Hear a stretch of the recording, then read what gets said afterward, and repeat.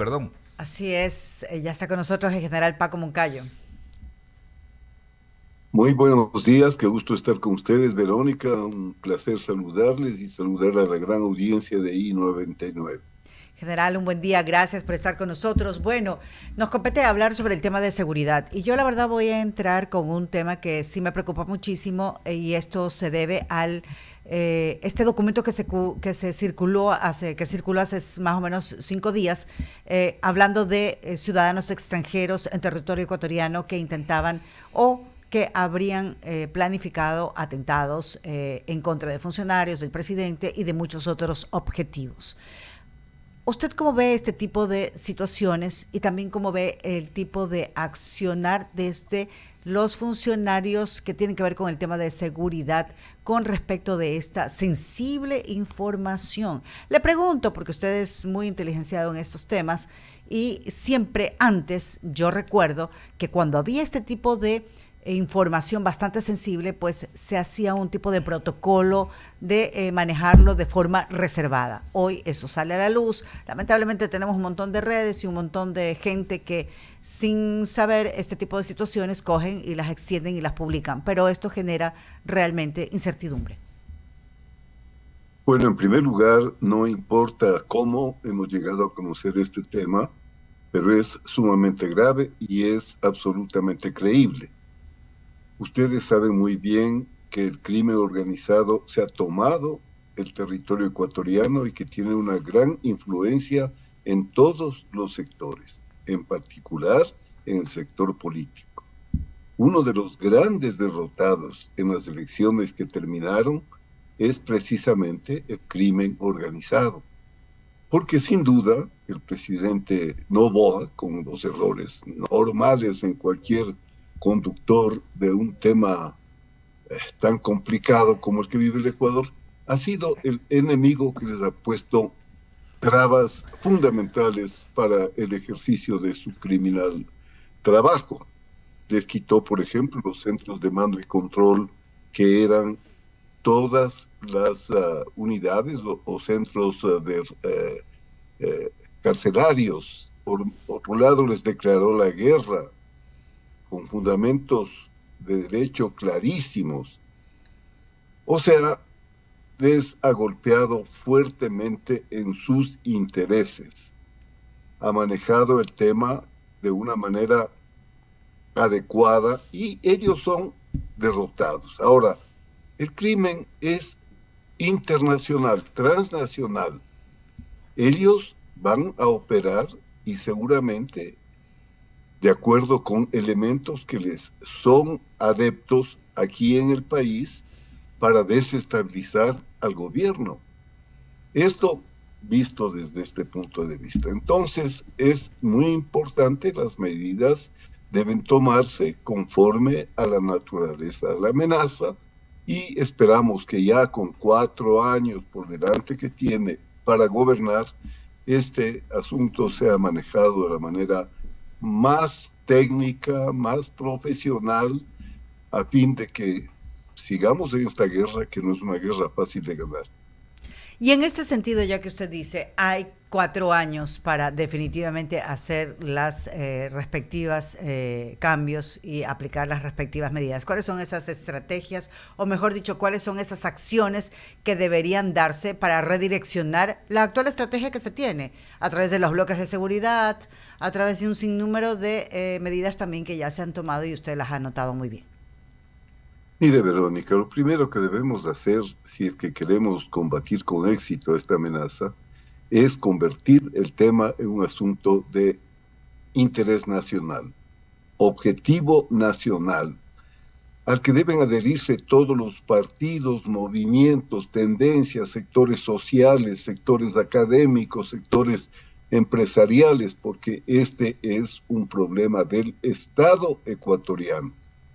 No puede ser, es inadmisible, es una traición a la patria, o podría ser, hablemos hipotéticamente, que hayan partidos, que hayan políticos, que hayan sectores que le sigan apoyando y haciendo el juego al crimen organizado. Primera cosa, tenemos que convertir el tema en un problema nacional. al que deben dedicar todo su esfuerzo, todos los sectores. Esto se maneja así en cualquier país. Al ser un problema de Estado, corresponde a todas las funciones del Estado.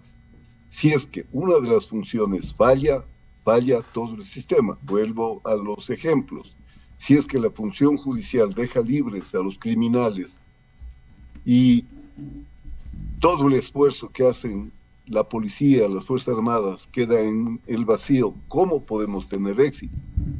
Y es que cualquiera de los sectores que deberían estar combatiendo, por ejemplo, todos los niveles de gobierno, prefecturas, alcaldías, juntas parroquiales, en sus respectivos ámbitos.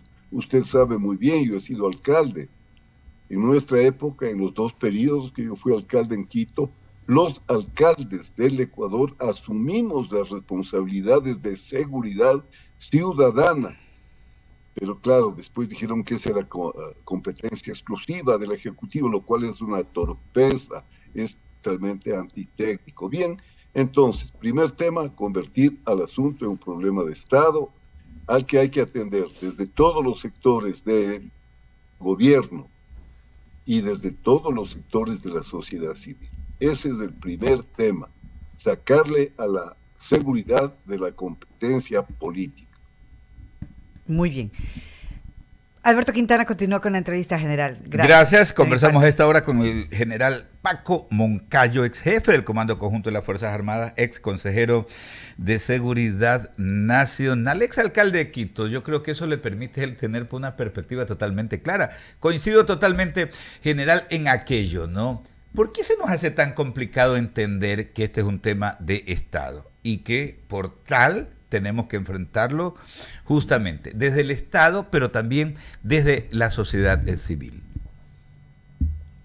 Mire, cuando no se siguen procedimientos, y esto es tremendamente peligroso, usted en ninguna parte de la actividad humana se inventa cosas ante problemas que son largamente conocidos. Voy a poner un ejemplo hasta un tanto ridículo. Si en todo el mundo, cuando un médico opera un apéndice, una hernia, cualquier operación, hay protocolos universales. No se le ocurriría a un médico ecuatoriano que porque es ecuatoriano va a operar el apéndice siguiendo unos procedimientos completamente distintos. Entonces, los procedimientos que existen a nivel de todo el mundo, aquí tienen que aplicarse. En todo el mundo existen consejos de seguridad nacional. En todo el mundo existen comités de asuntos de emergencia. En todos los países se siguen procedimientos. De esto hay libros. Yo mismo he escrito unos 3, 4 libros sobre estos temas. Entonces, tenemos que hacer las cosas como se deben hacer, como dice la teoría, como dice las ciencias de la seguridad, las ciencias de la defensa nacional. Eso hay que hacerlo. Pero por supuesto, si el Consejo de Seguridad está conformado por todos los cabezas de las distintas funciones del Estado, no puede haber ninguna función del Estado que esté boicoteando lo que se está realizando a nivel nacional. Entonces, cada vez que rompemos los procedimientos, entramos en graves problemas. Yo les pongo un ejemplo clásico de cómo no se maneja un tema de seguridad. Recuerde usted el caso precisamente del levantamiento de un cuartel de policía aquí en Quito. El presidente, en lugar de seguir los procedimientos, de actuar el comité de crisis, de actuar el Consejo de Seguridad, se fue a meter al cuartel y creó el presidente, por no seguir los procesos, un conflicto enorme. Después fue al hospital, después ordenó que se ataque el hospital. En fin, ¿por qué? Por no seguir los procedimientos, cómo se debe hacer esto. Vea usted la diferencia. El presidente Sisto Durán Ballén, él condujo la guerra, él fue actor principal con el Consejo de Seguridad, siguiendo los procedimientos. No hay que inventar nada, hay que hacer lo que dice la doctrina, los procedimientos, los manuales para poder combatir mejor el crimen organizado.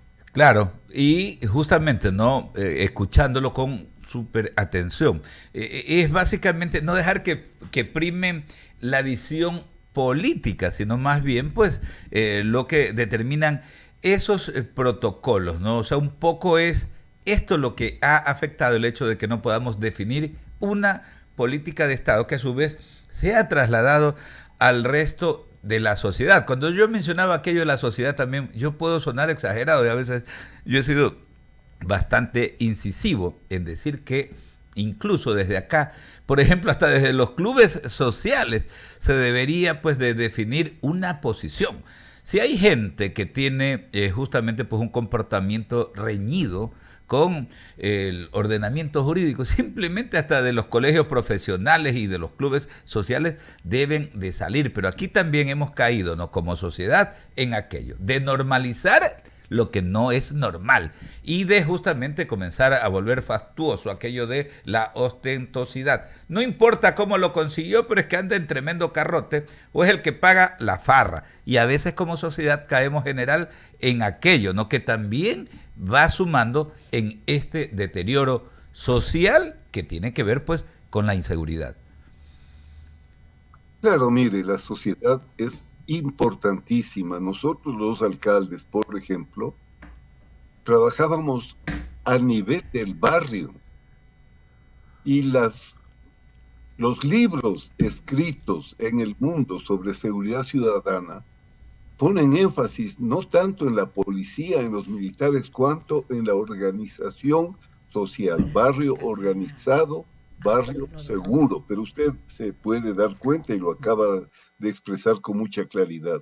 Poderoso caballero es don dinero. Entonces, enriquecidos de la noche a la mañana por el poder político, por el poder del crimen organizado, pasean sus carros, usan sus mansiones en los lugares más destacados y distinguidos donde vive pues la sociedad que ha tenido mayor éxito en su vida, pero los ven, los reciben, los agasajan, sabiendo cuál es el origen, porque nadie se hace rico de la noche a la mañana. Así es.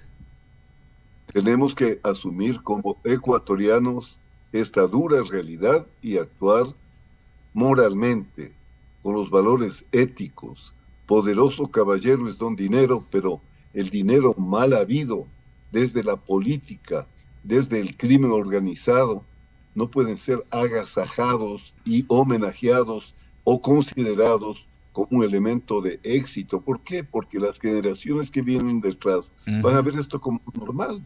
Claro, y eso es lo que yo digo. Algo igual. ¿Cómo le reclamamos a los chicos? Pues si los chicos ven también a sus mayores, pues precisamente en este tipo de situaciones. Por eso yo apunto mucho, ¿no?, al hecho de que reclamamos a la autoridad, reclamamos al Estado, pero como sociedad también yo creo que aquí tenemos que remar todos juntos, ¿no? Desde la estructura del Estado, no puede ser que la Administración de Justicia reme en sentido opuesto. Tenemos que ir, ¿no?, con un gran liderazgo. Esto no se trata de cambiar de nombre, pues de COSENA a COSEPE, porque eso no es la solución a los problemas, sino en verdad tener respeto por esos protocolos que tienen que estar bien definidos, que todos tenemos que conocer y precisamente volver a esas prácticas de los grandes valores, principios, los temas morales que también como ciudadanos deben de acompañar nuestro diario accionar. Con toda su experiencia general, finalmente, ¿qué puede sugerir justamente, ¿no? En estos momentos estamos, el 24 de mayo, el señor presidente de la República, luego de obtener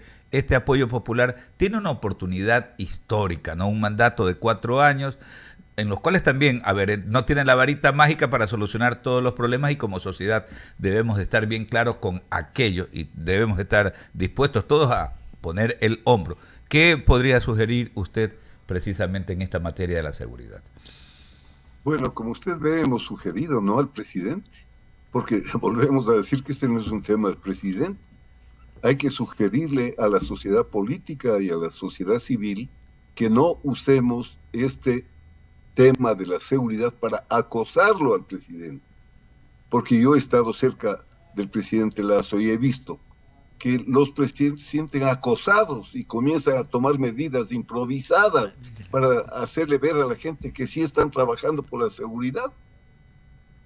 Si no hacemos una causa común, si no arrimamos todos el hombro y si le acosamos al presidente, se cometen errores gravísimos, como aquel de haber graduado 8,000 policías con 5 meses, evidentemente inclusive infiltrados por los mismos grupos criminales. Entonces, usted no puede improvisar en seguridad. Usted no fortalece a la policía haciendo una barbaridad de esas, la debilita. Por otra parte, no entienden que somos víctimas de una situación que no la manejamos nosotros. El problema del crimen organizado de la droga es un problema de oferta y demanda. ¿Dónde está la demanda? Especialmente en Estados Unidos y en Europa. ¿Dónde está la oferta? En Colombia y el Perú. Nosotros en la mitad somos una plataforma, somos víctimas. Si es que no hay una política internacional, si es que la Cancillería, todas las embajadas no trabajan para lograr que este sea un procedimiento de seguridad cooperativa. ¿De dónde un país pequeño con una economía tan frágil puede sacar los recursos si es que los que causan el problema, como es Norteamérica, como es Europa, no aportan, pero con recursos, como hicieron en el Plan Colombia, por ejemplo, los norteamericanos? Pero cuando fue el presidente Lazo a Norteamérica con el Plan Ecuador, no le dieron nada. Entonces no puede ser que esto sea así. Si Colombia no resuelve el problema, allí está sembrado toda nuestra Amazonía, esa extensión, con el arbusto de la coca. El 70-80% de la droga que producen los colombianos sale por el territorio ecuatoriano. La droga y las armas que entran al país vienen por el sur desde el Perú. Si es que Colombia no cuidan sus fronteras, no atacan al crimen organizado del Ecuador, ¿solo podrá resolver esto? Hay que entender bien el problema si es que se va a buscar una solución. Y no hay que pedir caridad, hay que exigir. Que cumplan la parte que toca. Por supuesto. General, buen día. Muchas gracias por estas reflexiones, por estas orientaciones en torno a un tema tan importante. Un abrazo desde Guayaquil, con el afecto de siempre. Siempre es un gusto. Gracias por invitarme. Es el general Paco Moncayo Gallegos, ex jefe del Comando Conjunto de las Fuerzas Armadas, también ex consejero en Seguridad Nacional. Son las 7:21 minutos.